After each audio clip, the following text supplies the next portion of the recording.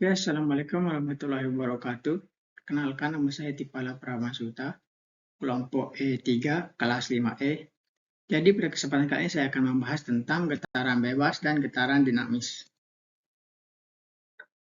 Yang pertama di sini saya akan membahas konsep dasar getaran. Getaran adalah gerakan berulang bolak-balik atau osilasi dari sebuah objek atau sistem dari posisi keseimbangan atau posisi awalnya. Dalam ilmu getaran, ada beberapa konsep dasar yang perlu dipahami. Pertama, frekuensi. Frekuensi adalah jumlah lengkap osilasi yang terjadi dalam suatu detik. Satuan frekuensi adalah Hz atau Hertz. Semakin tinggi frekuensi, semakin cepat objek atau sistem bergetar. Frekuensi adalah inverse dari periode yang merupakan waktu yang diperlukan untuk satu osilasi penuh. Frekuensi dan periode memiliki hubungan sebagai berikut: F sama dengan 1/T.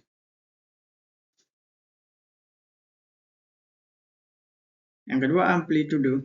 Amplitudo adalah besarnya perpindahan maksimum dari posisi keseimbangan oleh objek yang bergetar. Ini mengukur sejauh mana objek bergetar atau bergerak dari posisi keseimbangan saat bergetar. Amplitudo dapat berhubungan dengan tingkat energi getaran. Semakin besar amplitudonya, semakin besar energi yang terkandung dalam getaran tersebut. Selanjutnya, periode. Periode adalah waktu yang diperlukan oleh objek atau sistem untuk melakukan suatu siklus lengkap dari osilasi atau getaran. Periode adalah kebalikan dari frekuensi, yaitu T sama dengan 1/F. Periode adalah ukuran waktu antara dua puncak atau dua lembab yang dalam getaran.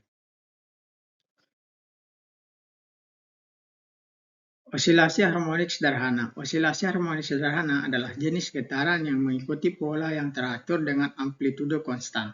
Osilasi harmonik sederhana sering diilustrasikan oleh gerakan pegas massa, seperti pegas yang direnggangkan dan dilepaskan sehingga massa bergerak naik turun secara berulang. Getaran non-harmonik. Getaran non-harmonik adalah jenis getaran di mana pola pergerakan objek atau sistem tidak teratur atau tidak mengikuti pola osilasi sederhana. Contohnya adalah getaran yang dihasilkan oleh gempa bumi di mana pergerakan tanah tidak mengikuti pola osilasi sederhana. Redaman. Redaman adalah fenomena di mana energi getaran berkurang seiring berjalannya waktu. Ada 3 jenis redaman utama: redaman kuat, redaman kritis, dan redaman lemah. Redaman dapat mengurangi amplitudo getaran dan mencegah getaran berlangsung terlalu lama. Yang terakhir ada frekuensi resonansi. Frekuensi resonansi adalah frekuensi di mana getaran akan mencapai amplitudo maksimum. Jika terus diberikan impuls atau dorongan eksternal, penting untuk memahami frekuensi resonansi dalam merancang struktur agar dapat menghindari kerusakan akibat getaran berlebih. Pemahaman tentang konsep dasar ini penting dalam berbagai disiplin ilmu termasuk ilmu fisika, teknik, ilmu material, dan ilmu geofisika, karena getaran adalah fenomena yang umum terjadi di berbagai bidang kehidupan dan rekayasa. Getaran bebas dan getaran dinamis.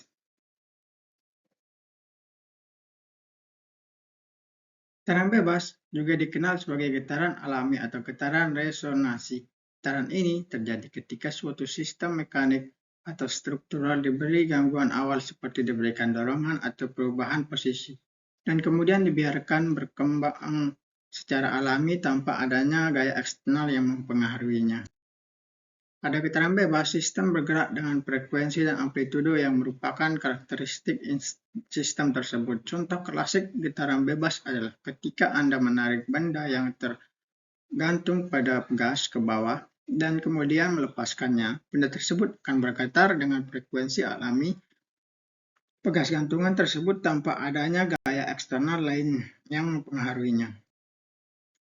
Getaran dinamis. Getaran dinamis terjadi ketika suatu sistem dikenai oleh gaya eksternal atau dorongan yang berulang atau terus-menerus. Dalam konteks teknik gempa, getaran dinamis seringkali disebabkan oleh gempa bumi di mana tanah bergetar akibat pergerakan sismik yang menyebabkan struktur bangunan bergetar sebagai respons terhadap gaya gempa tersebut. Getaran dinamis dapat memiliki frekuensi dan amplitudo yang berbeda-beda, tergantung pada sifat gaya eksternal yang bekerja pada sistem. Struktur dan transpos pada getaran dinamis harus dirancang agar dapat menangani beban dinamis ini dan tetap aman. Jadi, perbedaan mendasar antara getaran bebas dan getaran dinamis adalah sumber getarannya. Getaran bebas muncul tanpa adanya gaya eksternal dan mempengaruhi sistem. Sementara getaran dinamis disebabkan oleh gaya eksternal seperti gempa bumi atau dorongan mekanis yang berulang. Pemahaman tentang perbedaan ini penting dalam analisis dan perancangan struktur untuk mengantisipasi respon terhadap getaran dalam berbagai konteks, terutama dalam rekayasa gempa. Selanjutnya di sini saya akan membahas tentang resonansi. Resonansi adalah fenomena dalam getaran di mana amplitudo getaran suatu sistem meningkat secara signifikan ketika frekuensi getaran eksternal mendekati atau sesuai dengan frekuensi alami sistem tersebut. Resonansi dapat terjadi dalam berbagai konteks termasuk dalam fenomena getaran dan akustik. Konsep dasar resonansi. Ketika sistem terekspos pada getaran eksternal dengan frekuensi yang mendekati frekuensi alami, sistem amplitudo getaran sistem tersebut meningkat secara dramatis. Resonansi terjadi karena energi dari getaran eksternal diubah menjadi energi kinetik dalam sistem dan energi ini terus membangun jika frekuensi eksternal mendekati frekuensi alami sistem.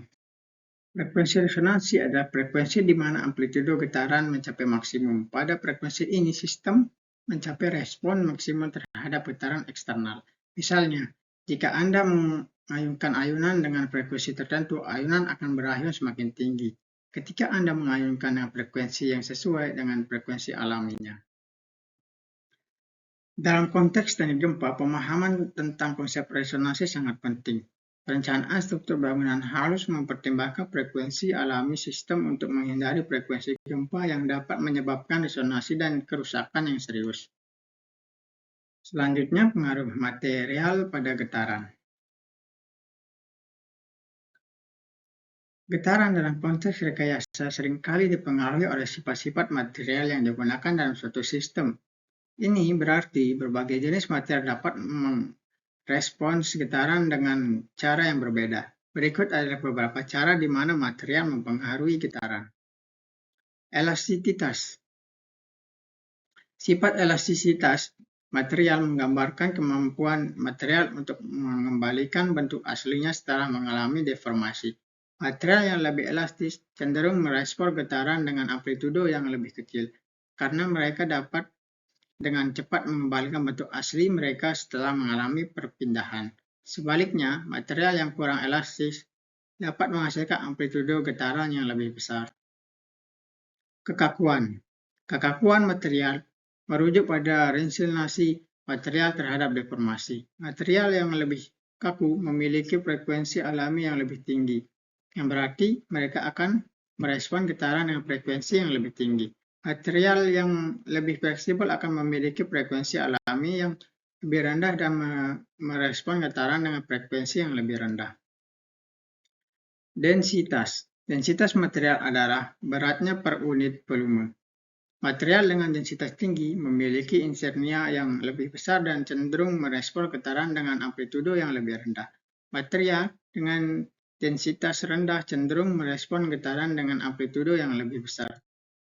Redaman. Redaman adalah kemampuan material untuk meredam energi getaran. Material dengan redaman yang tinggi akan mengurangi amplitudo getaran lebih cepat dan mencegah getaran berlangsung terlalu lama.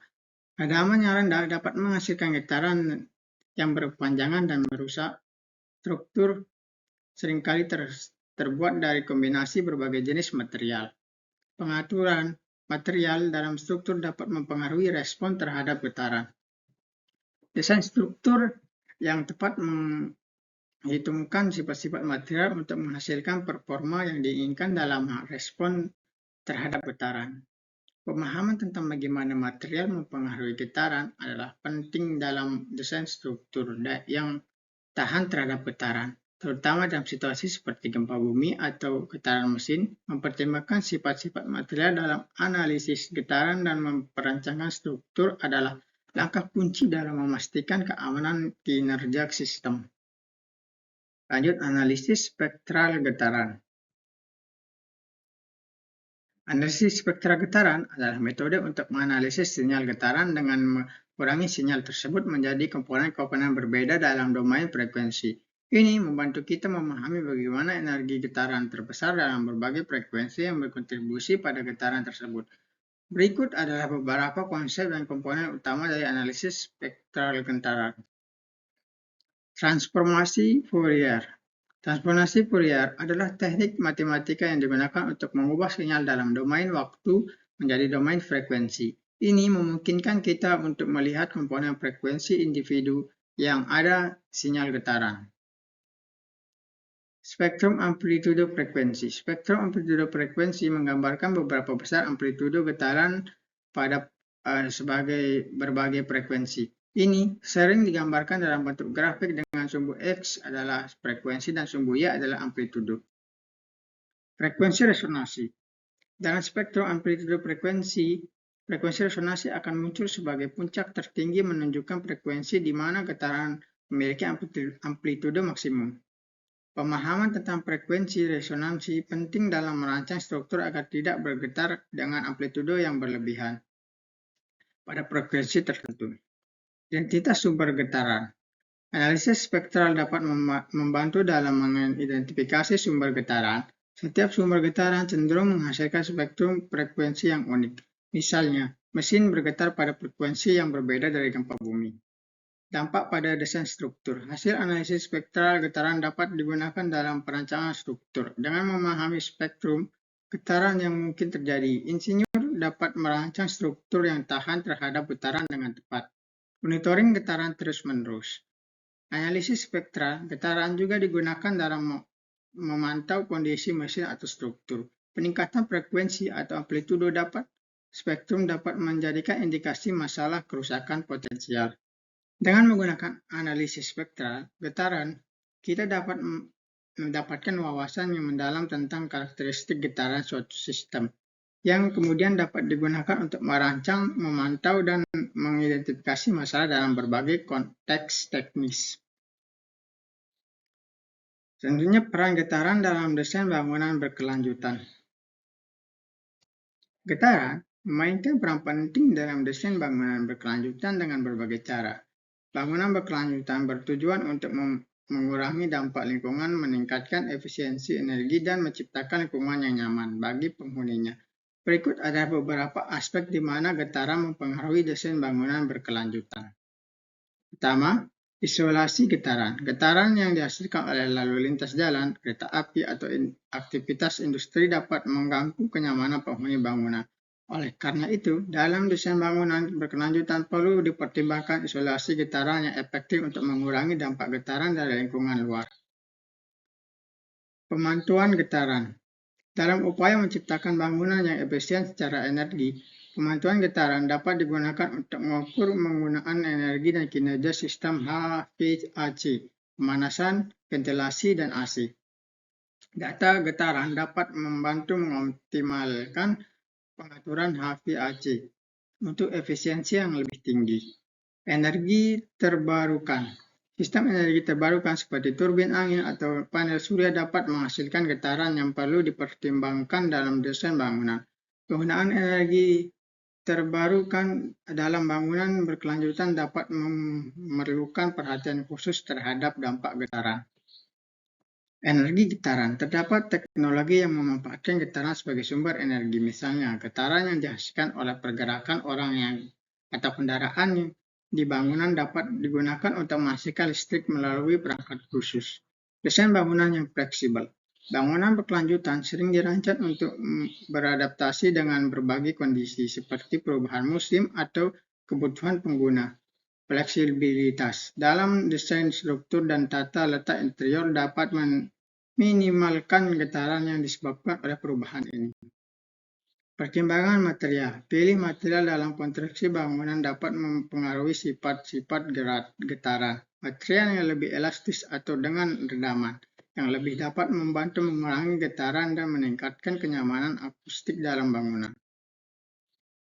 Pertimbangan transportasi publik. Bangunan berkelanjutan seringkali terkait dengan infrastruktur transportasi publik yang dekat. Desain bangunan yang harus mempertimbangkan getaran yang dihasilkan oleh kereta bawah tanah atau kereta api yang berpotensi di sekitar bangunan tersebut.